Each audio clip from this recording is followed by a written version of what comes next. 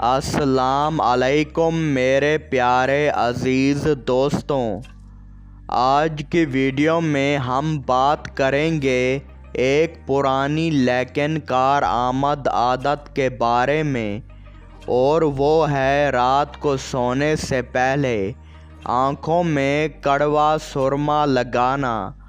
ہمارے دادا پردادا یہ عادت روز کرتے تھے، لیکن آج کے دور میں یہ چیزیں کم ہوتی جا رہی ہیں۔ آئیں جانتے ہیں کہ یہ عادت کیوں فائدہ مند سمجھی جاتی ہے اور اس کے کیا کیا فائدے ہیں۔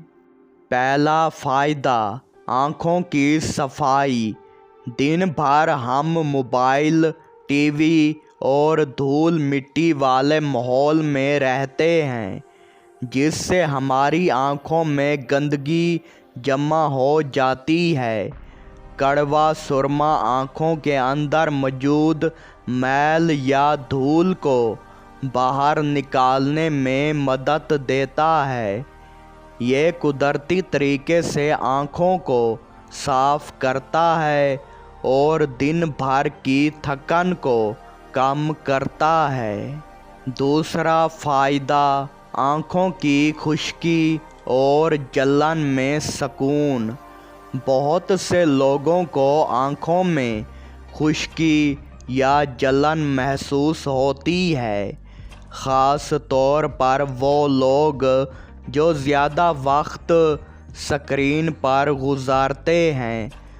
سرما لگانے سے آنکھوں میں ہلکی نمی آ جاتی ہے، جس سے خشکی کم ہوتی ہے اور جلن میں بھی کافی سکون ملتا ہے۔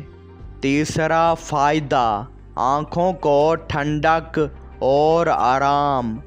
کڑوا سرما ٹھنڈا ہوتا ہے، اس لیے اسے لگانے سے آنکھوں کو فریش فیل ہوتا ہے۔ یہ ٹھنڈک آنکھوں کے پٹھوں کو آرام دیتی ہے اور دن بھر کی تھکن ختم کرنے میں مدد دیتی ہے۔ اگر آنکھیں تھکی ہوئی ہوں تو سرما ان کو سکون دے سکتا ہے۔ چوتھا فائدہ، نیند بہتر ہوتی ہے۔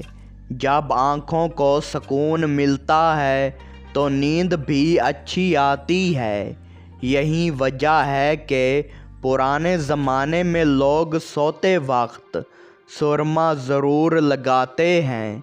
یہ دماغ کو بھی سکون دیتا ہے اور آنکھوں کو بھی آرام پہنچاتا ہے، جس کی وجہ سے نیند گہری اور پرسکون ہو سکتی ہے۔